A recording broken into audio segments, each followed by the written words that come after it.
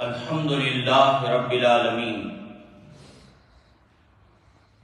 والصلاة والسلام علی اشرف الانبیاء والمرسلین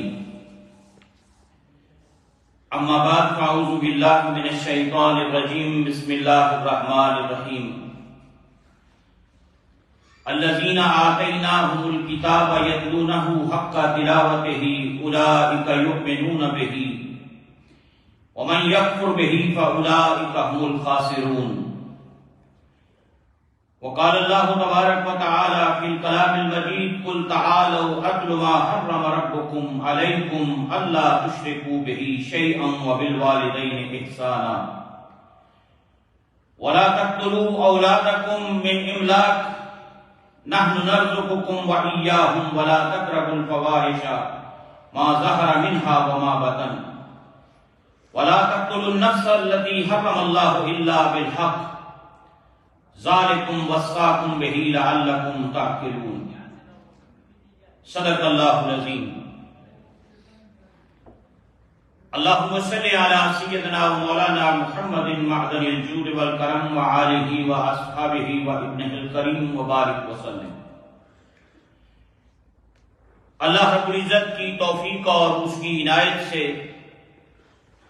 جمعۃ المبارک کے اس بابرکت دن ہم اپنے خالق و مالک کی بارگاہ میں حاضر ہیں۔ دعا کیجیے اللہ رب العزت اپنے فضل و کرم سے اس حاضری کو قبول فرمائے اور زندگی کے آخری سانس تک وہ اپنی چوکھٹ پر سر جھکانے کی توفیق عطا فرمائے۔ حضرات، یہ اللہ رب العزت کا لاکھ لاکھ شکر اور احسان ہے کہ اس نے ہمیں ایمان اور اسلام کی نعمت عطا کی، ہمیں حضور سید عالم جان کائنات فخر موجودات جناب احمد مجتبیٰ محمد مصطفیٰ صلی اللہ علیہ وسلم کی امت میں پیدا کیا۔ اس رب کا ہم پر یہ کرم اور احسان کہ اس نے اپنی لاریب کتاب جو ہر قسم کے شک اور شبہ سے پاک ہے، جس کے بارے میں وہ خود اپنے پاک کلام میں ارشاد فرماتا ہے ذالک الکتاب لا ریب فیہ، وہ آخری کتاب، عظمتوں والی کتاب، بلندیوں والی کتاب، رفعتوں والی کتاب قرآن حکیم، حضور سید عالم صلی اللہ علیہ وسلم کا صدقہ اللہ نے اس امت کو عطا کی۔ اور اس اعتبار سے بھی یہ امت خوش قسمت ہے کہ اس کے پاس وہ لاریب کتاب بعین ہی اسی حالت میں آج بھی محفوظ اور موجود ہے جس حالت میں، جس انداز میں حضور سید عالم صلی اللہ علیہ وسلم کے قلب اطہر پر وہ نازل ہوا۔ اس میں کسی بھی قسم کا نہ شک ہے، نہ شبہ ہے، نہ کمی ہے، نہ بیشی ہے۔ جس طرح وہ قلب مصطفیٰ صلی اللہ علیہ وسلم پر نازل ہوئی، اسی طرح آج امت کے لیے، امت کے پاس وہ کتاب وہ محفوظ ہے۔ اور اس کتاب کا جو سب سے اہم پہلو ہے وہ ہے کتاب ہدایت، کہ اللہ رب العزت نے یہ عظمتوں والی جو کتاب نازل فرمائی اپنے محبوب کریم علیہ السلام کے قلب اطہر پر، یہ انسانوں کی ہدایت کے لیے، رہنمائی کے لیے، گائیڈنس کے لیے اللہ نے اس کتاب کو نازل فرمایا۔ اور آج بدقسمتی یہ ہے کہ بطور کتاب ہدایت ہمارا اس قرآن کے ساتھ رشتہ کمزور ہو گیا۔ یہ ایسی کتاب ہے تبیان لکل شیء کہ جس میں ہر شے کا بیان ہے۔ آپ جو چیز اس کتاب سے لینا چاہیں گے وہ کتاب ہے جو آپ کو عطا کرے گی۔ آپ چھوٹی چیز مانگیں گے چھوٹی مل جائے گی، آپ بڑی مانگیں گے بڑی مل جائے گی۔ جو چیز اس قرآن سے، جس چیز کے بارے میں آپ اس کتاب سے پوچھنا چاہیں، یہ کتاب آپ کی رہنمائی کرے گی، آپ کو بتائے گی۔ صحابہ کرام کے اقوال تو یہاں تک ملتے ہیں کہ اگر ہماری اونٹ کی رسی بھی گم ہو جائے تو ہم قرآن کھول کے تلاش کر لیتے ہیں۔ یہ علم و معارف کا ایک سمندر ہے۔ اور جس نے جس قدر اس میں غوطہ لگایا اپنی استعداد اور اپنی صلاحیت کے مطابق اس نے اس سے فیض حاصل کیا۔ اللہ اکبر۔ حضرات آج اسی قرآن کی آیتیں پڑھ کر بیمار پہ دم کر دیں، اللہ شفا دے دیتا ہے۔ اسی قرآن کی آیتوں کو لکھ کر بیمار کو پلا دیں، اللہ شفا دے دیتا ہے۔ یہ عظمتوں والی وہ کتاب ہے کہ اگر انسان اس سے دنیا کی بادشاہی بھی طلب کرے تو یہ وہ بھی عطا کرتا ہے۔ یہ ہر چیز انسان کو عطا کرتا ہے، بشرطے کہ اس کتاب کے ساتھ تعلق انسان کا مضبوط ہو۔ کتاب ہدایت والا، رہنمائی والا، گائیڈنس والا، کہ بندہ اس کتاب سے رہنمائی لے اور اس میں جو بتائی ہوئی چیزیں ہیں، اللہ اکبر۔ اور پھر آپ دیکھ لیں کہ جس جگہ پر قرآن نازل ہوا وہ کون سا معاشرہ تھا۔ جب قرآن نازل ہوا، جب نبی پاک علیہ السلام نے آ کر اسلام کی دعوت کا تبلیغ کا آغاز کیا، وہ لوگ اور ان کے معاملات اور ان کی ساری چیزیں وہ آپ حضرات کے علم میں کون سی برائی تھی جو اس معاشرے اور سوسائٹی کے اندر موجود نہیں تھی؟ لیکن اس قرآن کی برکت سے، اس قرآن کی ہدایت سے، اس کے نور سے وہ عرب کا بگڑا ہوا معاشرہ ایسا تبدیل ہوا کہ وہی لوگ دنیا کی امامت اور قیادت کے منصب پر فائز ہوئے۔ قرآن حکیم کی برکت سے کیا بن گئے وہ لوگ۔ لیکن آج ہم نے قرآن حکیم کی تعلیمات کو پس پشت ڈال دیا، اللہ اکبر۔ اور پھر حضرات ہم قرآن پڑھتے ہیں اور پھر پڑھ کر آگے گزر جاتے ہیں۔ اس میں اللہ کریم نے پچھلی قوموں کا بھی ذکر کیا، بگڑی ہوئی قوموں کا بھی ذکر کیا، ان کی تباہیوں کا بھی ذکر کیا، ان کی غلطیوں، کوتاہیوں اور گناہوں کا بھی ذکر کیا، انبیاء، مرسلین، صالحین کا ذکر بھی کیا۔ ساری چیزیں اس کے اندر اللہ کریم نے بیان فرمائی، اللہ اکبر۔ تو اس لیے آج ضرورت اس امر کی ہے کہ قرآن حکیم کے ساتھ جو ہمارا کنیکشن وہ مضبوط ہونا چاہیے، وہ اس طرح ہونا چاہیے جس طرح ایک بندہ مومن کا قرآن کے ساتھ ہوتا ہے۔ قرآن میں ہو غوطہ زن اے مرد مسلمان، اقبال نے کہا قرآن میں ہو غوطہ زن اے مرد مسلمان، اللہ کرے تجھ کو عطا جدت کردار، جدت کردار کی اللہ تجھے عطا کرے، تو اس قرآن کے اندر غوطے لگا، اس سے موتی تلاش کر، اس سے رہنمائی لے، اس کی گائیڈنس میں آگے چل۔ اور قرآن حکیم نے کیا خوبصورت انداز میں متوجہ فرمایا الذین آتیناہم الکتاب یتلونہ حق تلاوتہ، کہ وہ لوگ جنہیں ہم نے کتاب دی ہے نا، جن لوگوں کو ہم نے یہ قرآن دیا ہے، یہ کتاب دی، جن لوگوں کو ہم نے یہ قرآن اور یہ کتاب عطا کی ہے، یتلونہ حق تلاوتہ، وہ اس کی تلاوت اس طرح کرتے ہیں جس طرح اس کی تلاوت کرنے کا حق ہے، جس طرح اس کی تلاوت کرنے کا حق ہے۔ صحابہ کرام فرماتے ہیں کہ ہم حضور کریم صلی اللہ علیہ وسلم کی خدمت میں رہتے تھے، ہم 10 آیتیں سرکار سے سنتے تھے، ان کی تفسیر سیکھتے تھے، پھر ان پر عمل کرتے تھے، جب تک سمجھ نہ لیتے، جان نہ لیتے، علم اور نالج اس کا حاصل نہیں کر لیتے، اس وقت تک آگے نہیں بڑھتے تھے۔ اور یہی وجہ ہے کہ حضرت عمر فاروق رضی اللہ تعالیٰ عنہ آپ کے بارے میں بھی اور آپ کے صاحبزادے حضرت عبداللہ ابن عمر کے بارے میں بھی ملتا ہے، وہ کہتے ہیں یہ جو سورہ بقرہ ہے نا قرآن حکیم کی، اس ایک سورت کو 12 سال میں نے سیکھا۔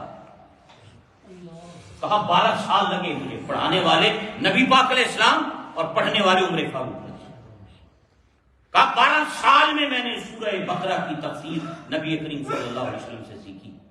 اور جب سورہ بقرہ کمپلیٹ کی تو اونٹ ذبح کیا، لوگوں کی دعوت کی حضرت عمر فاروق نے کہ آج میں نے 12 سال ہو گئے رسول اللہ صلی اللہ علیہ وسلم سے سورہ بقرہ پڑھتے ہوئے، آج میں نے وہ ختم کی ہے، اللہ کی شکر، اللہ کا فضل، اس کا کرم مجھ پر ہی۔ ہم تو ایسے گزر جاتے ہیں، ہم نے کبھی کوشش نہیں کی، ٹرائی نہیں کی کہ ہم پڑھ کر بھی تو دیکھیں اس میں اللہ نے لکھا کیا ہے۔ قرآن حکیم اہل ایمان کی یہ نشانی بیان فرماتا ہے، یہ شان بیان کرتا ہے۔ الذین آتیناہم الکتاب یتلونہ حق تلاوتہ، جن لوگوں کو ہم نے کتاب دی ہے وہ اس کی تلاوت اس طرح کرتے ہیں جس طرح اس کی تلاوت کرنے کا حق ہے۔ اللہ اکبر۔ اولئک یؤمنون بہ، اور وہی لوگ ہیں جو اس کتاب پر ایمان رکھتے ہیں۔ اللہ اکبر۔ ومن یکفر، اور جنہوں نے انکار کیا اس کتاب کا، ومن یکفر بہ، اور جنہوں نے اس کتاب کا انکار کیا، فاولئک هم الخاسرون، وہی لوگ نقصان اٹھانے والے ہیں، وہی خسارے ہیں۔ یعنی کامیاب وہ ہے جو اس قرآن کو پڑھتا ہے، سمجھتا ہے، اس میں غور و فکر کرتا ہے، تدبر کرتا ہے قرآن کے اندر، اور پھر اس کے مطابق زندگی گزارتا ہے، وہ کامیاب لوگ ہیں۔ اللہ اکبر۔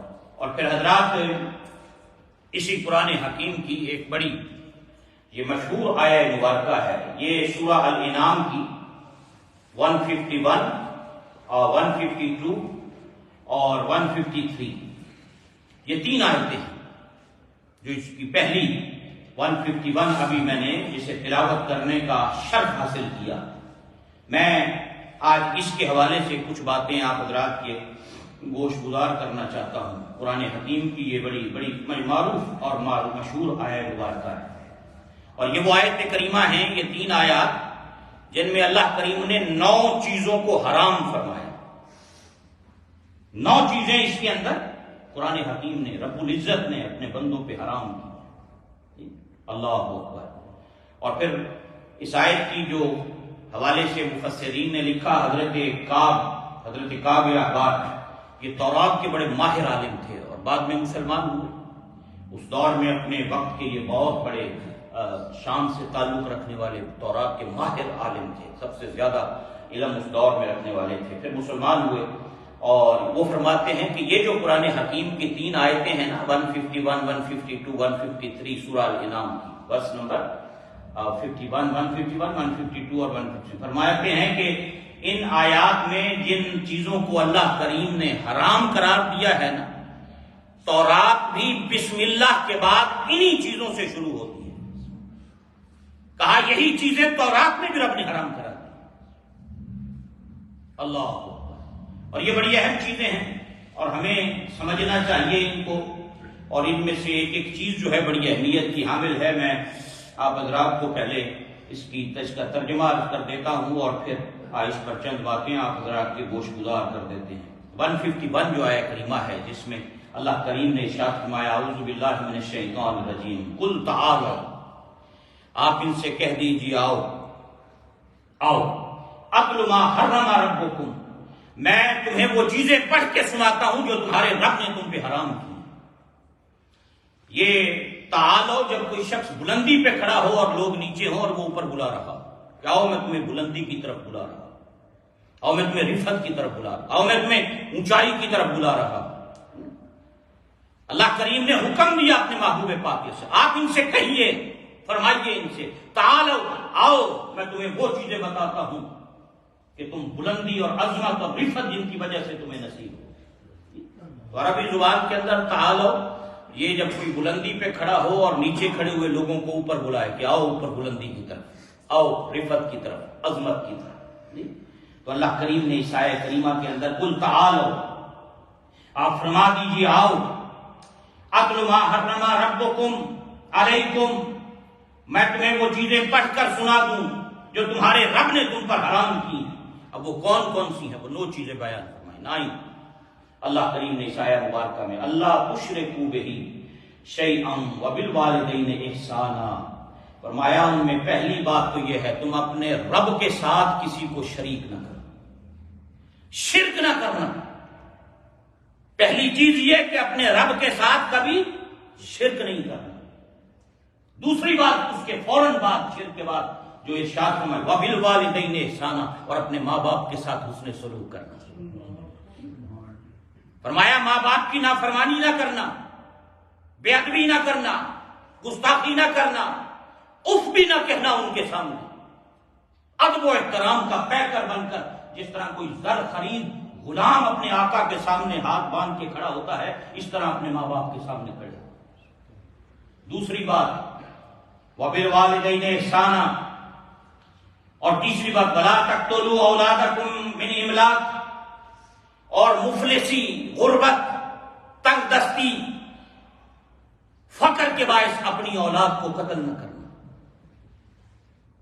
تنگ دستی کی وجہ سے، مفلسی کی وجہ سے، غریبی کی وجہ سے اپنی اولاد کو قتل نہ کرنا۔ ولا تقتلوا اولادکم من املاق نحن نرزقکم وإیاہم، اللہ اکبر۔ اور پھر آگے فرمایا ہاں ہم تمہیں بھی رزق دینے والے ہیں، ہم تمہاری اولاد کو بھی رزق دینے والے ہیں۔ تمہاری اولاد کا رزق کا ذمہ ہمارے ذمہ کرم پر ہے، ہم تجھے بھی رزق دیتے ہیں، تیری اولاد کو بھی رزق دیتے ہیں۔ مفلسی کی وجہ سے اپنی اولاد کو کبھی قتل نہ کرنا، اس چیز کو حرام کر دیا اللہ رب العزت نے۔ والدین کی گستاخی، بے ادبی، نافرمانی، اس کو حرام کر دیا۔ اپنی رب کی ذات کے ساتھ شرک سے منع کیا، حرام کر دیا اس چیز کو۔ پھر آگے ارشاد فرمایا وَلَا تَقْرَبُوا الْفَوَاحِشَ مَا ظَهَرَ مِنْهَا وَمَا بَطَنَ، اور بے حیائی کے کاموں کے قریب بھی نہ جانا، چاہے وہ ظاہر میں ہو چاہے وہ باطن میں ہو، چاہے اوپنلی ہو چاہے چھپے ہوئے ہو، کبھی قریب نہ جانا بے حیائی کے کاموں کے۔ اللہ رب العزت نے اللہ اکبر۔ اور پھر آگے ارشاد فرمایا رب کریم نے وَلَا تَقْتُلُوا النَّفْسَ الَّتِي حَرَّمَ اللَّهُ إِلَّا بِالْحَقِّ، اور کسی جان کو قتل نہ کرنا، کسی کو ناحق قتل نہ کرنا، کسی کا مرڈر نہ کرنا ناحق، جسے اللہ نے حرام کیا ہے بجز حق کے۔ ذالکم وصاکم بہ لعلکم تعقلون، یہ وہ باتیں ہیں جن کا تمہارا رب تمہیں تاکیداً حکم فرماتا ہے تاکہ تم حقیقت کو سمجھو اور عقل سے کام ہو۔ یہ 151 کے اندر اللہ کریم نے یہ چیزیں بیان فرمائی۔ اور پھر آگے فرمایا، اس سے اگلی جو آیہ کریمہ ہے 152 کے اندر وَلَا تَقْرَبُوا مَالَ الْيَتِيمِ إِلَّا بِالَّتِي هِيَ أَحْسَنُ، اور یتیم کے مال کے قریب بھی نہ جانا، کسی یتیم کا مال ہڑپ نہ کرنا، کسی یتیم کا مال ناحق غصب نہ کرنا، کسی یتیم کے مال پہ قبضہ نہ کرنا۔ کوئی یتیم تمہاری کفالت کے اندر ہو، اس کے مال کو ناجائز اپنے استعمال میں نہ لانا۔ اگلی بات جو حرام کی وہ یتیم کا مال ناحق ناجائز طور پہ غصب کرنا، قبضہ کرنا، اپنے استعمال میں لانا، اس کے بارے میں ارشاد فرمایا وَلَا تَقْرَبُوا مَالَ الْيَتِيمِ إِلَّا بِالَّتِي هِيَ أَحْسَنُ، مگر ایسے طریقے سے جو بہت ہی پسندیدہ ہو۔ بھئی اگر کسی وقت تمہیں کفیل بنا دیا گیا کسی یتیم کا مال تمہاری کسٹڈی میں آ گیا، تم نے اس کے بالغ ہونے تک اس کے مال کی حفاظت کرنی ہے، اس میں سے اتنا خرچ کرنا ہے جتنا اس کو ضرورت ہے، جو اس پہ لگنا ہے۔ جب وہ بالغ ہو جائے، صاحب شعور ہو جائے، پھر یہ مال اس کے ہینڈ اوور کر دینا ہے، پھر وہ کسٹوڈین ہے، پھر وہ مالک ہے اپنے مال کا، وہ جس طرح چاہے اس کو استعمال کرے، تم ناحق نہ استعمال کرو۔ پھر آگے اللہ رب العزت نے حتیٰ یبلغ اشدہ، حتیٰ کہ وہ اپنی جوانی کو پہنچ جائے گا۔ اوفوا الکیل والمیزان بالقسط، اور ناپ تول کو انصاف کے ساتھ پورا کیا کرو، ناپ تول میں کمی نہ کرنا، رب نے تمہارے لیے حرام کر دیا۔ لین دین کے اندر فراڈ نہ کرنا، لیتے وقت کچھ دیتے وقت کچھ، انصاف سے کام لینا، جس سے جو چیز لینی ہے اور اس کو دینی ہے وہ انصاف کے ساتھ پورا حق اس کا ادا کرنا ہے۔ پھر اس کے بعد اللہ رب العزت نے آگے بیان فرمایا لا نکلف نفسا الا وسعها، ہم کسی شخص کو اس کی طاقت سے زیادہ تکلیف نہیں دیتے۔ رب کریم نے آگے فرمایا اللہ اکبر، اور پھر فرمایا وَإِذَا قُلْتُمْ فَاعْدِلُوا، اور جب بھی بات کیا کرو انصاف کی بات کیا کرو، حق کی بات کیا کرو، جب بھی بات کرو عدل کی بات کرو، انصاف کی بات کرو، سچی بات کرو۔ یہ نہ ہو کہ بڑا دیکھ کر تم حق بات کہنے سے رک جاؤ، جہاں حق بات کہنی ہو وہاں سچی بات کیا کرو، وہاں چپ کر کے آنکھیں بند کر کے نیمی پا کے نہ گزر جایا کرو، جتنے گل کرنی ہوگی اتنے گل کریا کرو۔ بعض جگہ ایسے معاملات آ جاتے ہیں، فیصلے آ جاتے ہیں، برادریوں کے ایشوز ہوتے ہیں، رشتہ داروں کے ایشو ہوتے ہیں، بندہ اس لیے کہ ناراض نہ ہو جائے میں سچی گل کروں گا ناراض ہو جائے گا۔ اللہ رب العزت نے وَإِذَا قُلْتُمْ، جب بھی بات کہو فَاعْدِلُوا، انصاف کی بات کہو، وَلَوْ كَانَ ذَا قُرْبَىٰ، اگرچہ وہ تمہارا قریبی رشتہ دار ہی کیوں نہ ہو، اگرچہ تمہارا وہ قریبی رشتہ دار ہی کیوں نہ ہو، وَلَوْ كَانَ ذَا قُرْبَىٰ وَبِعَهْدِ اللَّهِ أَوْفُوا، اور اللہ سے کیے ہوئے وعدے اور عہد کو پورا کرو۔ ذالکم وصاکم بہ لعلکم تذکرون، اور یہ وہ باتیں ہیں جس کا تمہارے رب نے تمہیں تاکیدی حکم دیا ہے تاکہ تم نصیحت قبول کر۔ یہ 151 کے بعد 152 آیہ کریمہ سورہ الانعام کی، گھر جا کر اس کا ترجمہ پڑھیے گا، اگر تفسیر ہے گھر میں اردو میں انگلش میں اس کو پڑھیے گا۔ یہ 3 آیتیں 9 باتیں حرام کی اللہ نے اپنے بندوں پر، نبی پاک صلی اللہ علیہ وسلم۔ پھر اگلی آیت کریمہ 153 کے اندر فرمایا وَأَنَّ هَذَا صِرَاطِي مُسْتَقِيمًا فَاتَّبِعُوهُ، اور بے شک یہی میرا سیدھا راستہ ہے۔ یہ جو چیزیں بیان کر رہے ہیں یہی سیدھا راستہ ہے، فَاتَّبِعُوهُ، اسی کی پیروی کرو۔ وَلَا تَتَّبِعُوا السُّبُلَ، اور فَتَفَرَّقَ بِكُمْ عَنْ سَبِيلِهِ، اور ان راستوں کی پیروی نہ کرو جو تمہیں جدا کر دیں، ان راستوں پہ نہ چلو جو تمہارے درمیان انتشار برپا کریں، تمہیں پیر جدا جدا کر دیں اللہ کے راستے سے۔ ذالکم وصاکم بہ لعلکم تتقون، یہی وہ باتیں ہیں جس کا اس نے تمہیں تاکیدی حکم دیا ہے، لعلکم تتقون، تاکہ تم متقی بن جاؤ۔ یعنی یہ انتہائی اہمیت کی حامل باتیں ہیں۔ سورہ انعام کی قرآن حکیم کے اندر اللہ رب العزت نے ورس نمبر 151 152 153 151 152 153 9 باتیں اللہ نے اپنے بندوں پہ حرام کر دی، 9 باتیں حرام کر دی۔ اور پھر حضرات مفسرین کرام فرماتے ہیں یہی وہ 10 کلمات ہیں جو اللہ نے موسیٰ علیہ السلام پر نازل کیے تھے، یہی وہ 10 کلمات ہیں، یہی وہ باتیں جو موسیٰ علیہ السلام پر بھی نازل ہوئی۔ اور حضرت عبداللہ ابن عباس رضی اللہ تعالیٰ عنہ آپ فرماتے ہیں یہی وہ آیات محکمات ہیں کہ جن پر حضرت آدم سے لے کر نبی پاک علیہ السلام تک تمام انبیاء کی شریعتیں ایگریڈ رہی ہیں، متفق رہی ہیں۔ ہر شریعت کے اندر یہ باتیں متفق طور پر چلی آ رہی ہیں، حضرت آدم علیہ السلام سے لے کر نبی پاک صلی اللہ علیہ وسلم کی حیات مبارکہ تک ہر شریعت کے اندر رب نے انہی باتوں کو لوگوں کے سامنے رکھا اور لوگوں کو ان باتوں سے منع کیا اور ان باتوں سے روکا ہے۔ اللہ اکبر۔ اور حضرت عبداللہ ابن مسعود رضی اللہ تعالیٰ عنہ آپ فرماتے ہیں کہ جو نبی پاک علیہ السلام کی ول اور حضور کی وصیت نامے کو دیکھنا چاہے، جو نبی پاک علیہ السلام کی وصیت اور ول کو دیکھنا چاہے جس پر نبی پاک علیہ السلام کی سٹیمپ لگی ہوئی ہے، اگر کوئی حضور کی ول کو دیکھنا چاہے، وصیت نامے کو دیکھنا چاہے جس پر نبی پاک علیہ السلام کی مہر لگی ہوئی ہے، تو وہ قرآن کی ان آیتوں کو پڑھ لے، قرآن حکیم کی ان آیتوں کو وہ بندہ پڑھ لے۔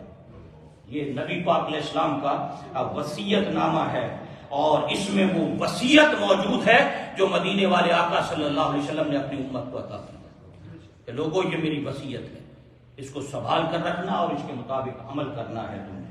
اور امام حاکم نے حضرت عبادہ بن صامت رضی اللہ تعالیٰ عنہ سے نقل کیا، حضرت عبادہ بن صامت جلیل القدر انصاری صحابی ہیں، مسجد اقصیٰ میں جو دیوار کے ساتھ ہی مسجد اقصیٰ کے قبرستان ہے باب الرحمہ، اس میں حضرت شداد بن اوس اور عبادہ بن صامت ان دونوں صحابہ اکرام کی قبریں آج بھی موجود ہیں، آپ وہاں پر دفن ہیں۔ آپ کی زوجہ ام حرام سائپرس میں، یہ ایئرپورٹ کے بالکل سامنے ان کی 2-4 منٹ کے فاصلے پر آپ کی قبر ہے۔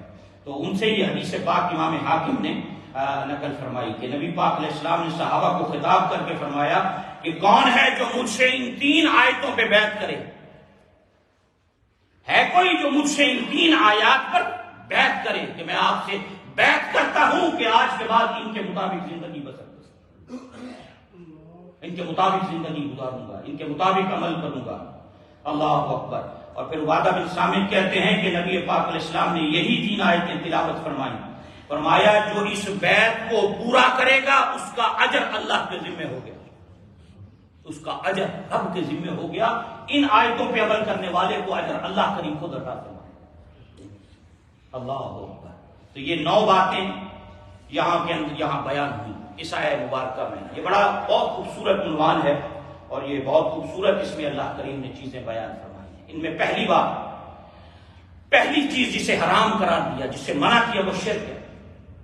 قل تعالوا، آؤ میں تمہیں وہ چیزیں بتاتا ہوں، وہ چیزیں سمجھاتا ہوں، پڑھاتا ہوں، سکھاتا ہوں جو تمہارے رب نے تمہارے لیے حرام کی۔ ان میں سب سے پہلی بات کیا ارشاد فرمائی اللہ کریم نے نبی پاک صلی اللہ علیہ وسلم کی ذات اقدس کے حوالے سے جو بات ارشاد فرمائی اس آیہ مبارکہ کے اندر، اللہ اکبر، اکل ما حرم ربکم علیکم اللہ تشرکوا بہ شیئا، کہ تم اپنے رب کی ذات کے ساتھ کبھی شرک نہ کرنا۔ اللہ ہر گناہ معاف کر دے گا، شرک معاف نہیں کرے گا، نہ قابل معافی جرم۔ اگر کوئی بندہ اللہ کی ذات میں کسی کو شریک کرتا ہے، رب کی صفات اور اس کے افعال میں کسی کو شریک کرتا ہے، یہ جرم اللہ کبھی بھی معاف نہیں کرے گا۔ اور حضرات جو شرک ہے یہ اس کو بہت بڑا یہ گناہ ہے اور یہ جرم عظیم ہے۔ سب سے پہلی بات جو رب کریم نے اس میں ارشاد فرمائی ہے کہ وہ رب کریم کے لیے ہر قسم کا شریک جو ماننا ہے وہ حرام۔ ہم عبادت اپنے رب کی کرتے ہیں، ہم رب کی ذات میں کسی کو اس کا شریک نہیں مانتے ہیں۔ بعض اوقات ہمارے احباب اور ہمارے لوگ جب مزارات اولیاء، صلحاء، انبیاء اور صالحین پہ جاتے ہیں تو وہاں جا کر ایسی حرکتیں کرتے ہیں کہ جو یہ شائبہ پیدا کرتی ہیں کہ یہ شخص شرک کر رہا ہے۔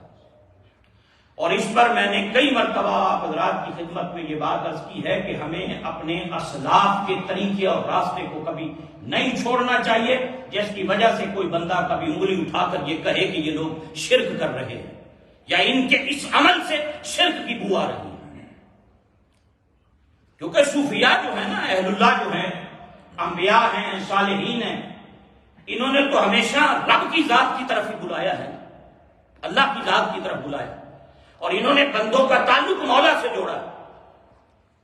اور بعض اوقات ہمارے ہاں یہ ہوتا ہے کہ ہمارے لوگ نادانی، لا علمی کے اندر شریعت کا علم نہ ہونے کی وجہ سے بعض اوقات ایسی حرکتیں جا کے کر دیتے ہیں کہ جس سے یہ شائبہ پیدا ہوتا ہے کہ لوگ دوسرے، اور پھر جو مخالف ہوتا ہے آپ کا وہ تو چھوٹی سی بات کو بھی بڑا کر کے پھر پیش کرتا ہے نا، اسے تو موقع چاہیے کہ بھئی یہ دیکھیں یہ تو مزار کے سامنے سجدہ کر رہا ہے، یہ تو جھک رہا ہے، یہ تو سجدے کی صورت اور حیت بنائے بیٹھا ہے یہ۔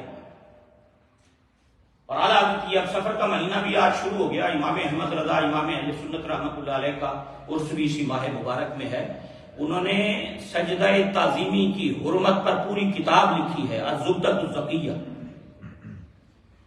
جس میں احادیث، قرآن کی آیات، اقوال فقہا، ان سے یہ ثابت کیا کہ اگر کوئی شخص عبادت کی نیت سے کسی کے سامنے سر جھکائے گا تو وہ شرک ہوگا، اگر تعظیم کی نیت سے کسی کے سامنے سر جھکائے گا تو وہ حرام ہوگا۔ امت مصطفیٰ کے اندر تعظیم کا سجدہ حرام ہے۔ رسول اللہ صلی اللہ علیہ وسلم کی شریعت کے اندر کسی کو آپ سجدہ تعظیمی نہیں کر سکتے، یہ حرام ہے، گناہ ہے۔ نبی پاک علیہ السلام کی بارگاہ میں صحابہ کئی مرتبہ ایسا ہوا، صحابہ کرام نے حضور کریم علیہ السلام سے اجازت چاہی، ان کا حضور ہم دیکھتے ہیں یہ جنگل کے جانور آپ کے قدموں پہ سجدہ کرتے ہیں، یہ حیوان آپ کو دیکھتے ہی آ کر آپ کے قدموں میں سر رکھ دیتے ہیں، ہمارا دل چاہتا ہے ہم بھی آپ کو سجدہ کریں۔ تو پتا کیسے کیا ارشاد فرمایا نبی پاک علیہ السلام نے فرمایا اگر میری امت میں یہ تعظیم کا سجدہ جائز ہوتا تو میں عورتوں کو حکم دیتا کہ وہ اپنے خاوندوں کو سجدہ کیا کریں، میں عورتوں کو حکم دیتا کہ وہ اپنے خاوند کو سجدہ کریں، لیکن میری امت کے اندر سجدہ تعظیمی جائز نہیں ہے۔ ہمارے جو بزرگ ہیں، اسلاف ہیں، انہوں نے ہمیشہ ادب اور احترام اور شریعت کے جو اصول اور ضابطے ہیں ان کی روشنی میں تعلیم دی ہے۔ امام اہل سنت اعلی حضرت شاہ احمد رضا خان قادری رحمۃ اللہ تعالی علیہ، آپ سے کسی نے اس بارے میں پوچھا تھا کہ کسی مزار پر اولیاء میں سے، صالحین میں سے کسی ولی کے مزار پہ بندہ جائے تو اس کا طریقہ کیا ہے؟ تو آپ نے فرمایا اس کے قدموں کی جانب سے اس کے چہرے کی طرف کھڑا ہو جا کر سلام کرے، 4 ہاتھ پیچھے کھڑا ہو، السلام علیکم یا اہل القبور کہے یا اس کا نام لے، 4 ہاتھ پیچھے کھڑا ہو، نہ ہاتھ لگائے قبر کو، نہ چومنے کی کوشش کرے،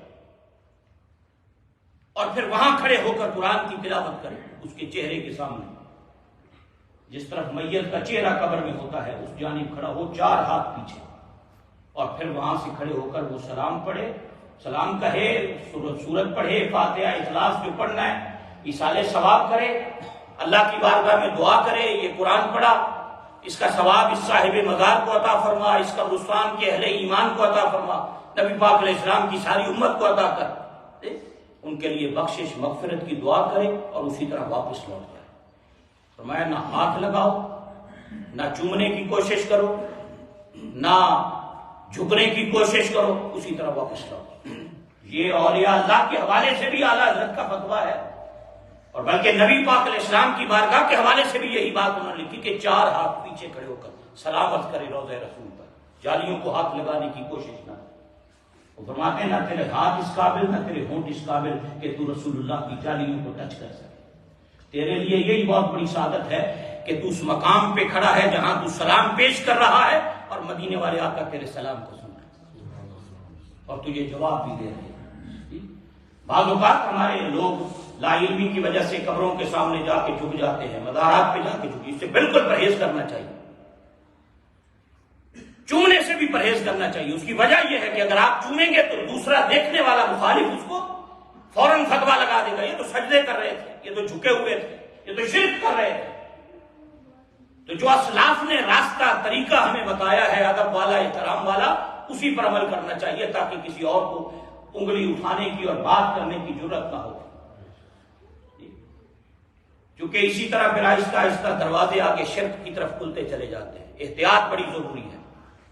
یہ پیشانی ہم نے اللہ رب العزت کی ذات کی بارگاہ میں ہی جھکانی ہے۔ اللہ رب العزت کی بارگاہ کے سامنے، رب کی بارگاہ میں پیشانی جھکانی ہے، اور کوئی ایسا کام بندہ نہ کرے جس سے شرک کا شائبہ بھی پیدا ہو، شبہ بھی پیدا ہو، خیال بھی گزرے ایسا، اس سے پرہیز ضروری ہے انسان۔ کیونکہ آج کل سوشل میڈیا پہ ہم دیکھتے ہیں، بعض اوقات یقین فرمائیں تصوف کے نام پر جس قدر بے احتیاطیاں آج ہو رہی ہیں علمان الحقیق، میں نے بہت سی ایسی ویڈیوز دیکھی ہیں، دیکھتا رہتا ہوں کہ لوگ باقاعدہ سجدہ کر رہے ہوتے ہیں پیروں کے سامنے۔ یہ رسول اللہ کی شریعت میں حرام ہے، حرام ہے، حرام ہے۔ اعلیٰ حضرت کا پورا الزبدۃ الزکیہ پوری کتاب ہے اس ٹاپک اور اس عنوان پہ۔ اللہ کریم نے اپنے بندوں کو اس بارے میں حکم فرمایا ہے، اور جہاں شریعت کی پابندی ہے، نبی پاک علیہ السلام کی سنت کی پابندی ہے، اور وہاں الحمدللہ بہت سے ایسے خانقاہیں، بہت سے ایسے مزارات، آپ میں سے اکثر لوگ کشمیر سے تعلق رکھتے ہیں، کبھی گلہار شریف جا کر دیکھیں، کیا ادب ہے، کیا احترام ہے، کیا تعلیمات ہے۔ مزار ان کے بھی بزرگوں کے ہیں نا، پوری ہدایات باہر بورڈ پہ لکھی ہوئی ہیں، کس طرح حاضری دینی ہے، کس طرح بیٹھنا ہے۔ آج وہ چیزیں ختم ہو گئی جو ہمارے اسلاف کا طریقہ تھا، جو ہمارے اسلاف کا راستہ تھا، اور اس کا نتیجہ کہ ہم لوگ اور ہی راستے پہ چل نکلے۔ ہم نے اپنی خود ساختہ تصوف بنایا ہوا ہے، جس کے مرضی میں جو آیا وہ اس طرح لگا ہوا ہے۔ حضور غوث اعظم کی تعلیمات پڑھیں، خواجہ محمد بہاؤالدین نقشبند کی پڑھیں، شیخ شہاب الدین سہروردی کی کتابیں پڑھیں۔ جو اسلاف تھے، جو سلاسل طریقت کے جو پیشوا اور جن کے وجہ سے سلسلے شروع ہوئے، کبھی ان کو پڑھ کر دیکھیں، ان کی کتابیں پڑھ کر دیکھیں کہ ان کا ایک ایک عمل رسول اللہ صلی اللہ علیہ وسلم کی سنت اور حضور کی شریعت کے مطابق ہے۔ اس سے ہٹ کر بندہ کوئی سمجھے کہ میں خدا کی معرفت حاصل کر لوں، مدینے والے کی سنت سے ہٹ کر کبھی زندگی میں کسی کو نہ خدا کی معرفت مل سکتی ہے، نہ مدینے والے کی معرفت نصیب ہو سکتی ہے۔ سچا راہ محمد والا باہو جے وچ رب لبھیوے ہو، سچا راہ محمد والا باہو جے وچ رب لبھیوے ہو۔ خدا ملتا ہے تو مصطفیٰ کے قدموں پر، حضور کی اطاعت اور اتباع میں ملتا ہے، نبی پاک علیہ السلام کی غلامی میں ملتا ہے۔ تو اللہ تعالیٰ اپنے محبوب کریم علیہ السلام کا صدقہ ہمیں اس چیز سے ہمیشہ محفوظ رکھے۔ پہلی بات جو ہے وہ شرک، کہ رب کی ذات، اس کی صفات، اس کے افعال، کبھی کسی دوسرے کو اس کو ہم شریک نہیں کرتے۔ مزارات اولیاء پر ہم اس لیے جاتے ہیں کہ ہم یہ سمجھتے ہیں کہ یہ نیک لوگ ہیں، نیک وجود ہیں جو یہاں پر آرام فرما ہیں، اور ان نیک وجودوں کے پاس اور ان مبارک جسموں کے پاس، ان کے مقامات پر بیٹھ کر جب ہم اللہ سے سوال کریں گے تو وہ ہم پر اپنے کرم کے دروازے کشادہ کریں گے۔ اور یہ پیچھے سے سلسلہ چلا رہا ہے. کبھی اس پر الگ بات ہوگی، میں محدثین کے اور بزرگوں اور صوفیاء کے اقوال اس پر اور ان کی باتیں آپ کی خدمت میں عرض کروں گا کہ وہ لوگ کس طرح نیکوں کے پاس جا کر مانگنا اللہ کی ذات سے ہی ہے. یہ بھی ایک غلط فہمی بعض دفعہ لوگ پھیلاتے ہیں، یار اے قبر والے کو مانگنا ہے. بھئی ہم اللہ رب العزت کی ذات سے مانگتے ہیں، قبر والوں کے پاس بیٹھ کے مانگتے ہیں کہ قبریں برکت کا مقام ہے، برکت والے جسم ہیں. جہاں برکت والا جسم موجود ہے وہاں بیٹھ کر دعا مانگی جائے تو اللہ کی امید سے، اللہ کے کرم سے امید ہوتی ہے کہ وہ قبولیت عطا کرے. مانگتے ہم اپنے رب کی ذات سے، سوال اللہ کی ذات سے ہی کرتے ہیں، حاجت روا اسی کو مانتے ہیں، اسی کے سامنے جھولیاں پھیلاتے ہیں. تو پہلی بات جس کا آج ہم نے ذکر کیا، یہ سورہ انعام کی جو پہلی 151 آیہ کریمہ ہے، اس میں اللہ رب العزت نے پہلی بات، یہ 9 چیزیں ہیں، آپ نے گھر جا کر بھی ان کو پڑھنا ہے. 151 152 153 ورس سورہ انعام کی، اور جو پہلی آیت ہے اس میں جس چیز کا آج ذکر کیے، قُلْ تَعَالَوْا أَتْلُ مَا حَرَّمَ رَبُّكُمْ عَلَيْكُمْ أَلَّا تُشْرِكُوا بِهِ شَيْئًا وَبِالْوَالِدَيْنِ إِحْسَانًا. پہلی بات یہ فرمائی، شرک کے قریب کبھی نہ جانا. رب نے حرام کر دیا، منع کر دیا ہے اللہ کی ذات صفات کے اندر کسی کو شریک نہ کرنا. اللہ تعالیٰ اپنے محبوب کریم علیہ السلام کا صدقہ ہمیں عمل کی توفیق عطا فرمائے. انشاءاللہ باقی باتیں بعد میں کریں گے اگلے جمعہ میں ترتیب بار، تو اللہ تعالیٰ ہم سب کو عمل کی توفیق جو ہے وہ عطا فرمائے. وما علینا الا البلاغ المبین.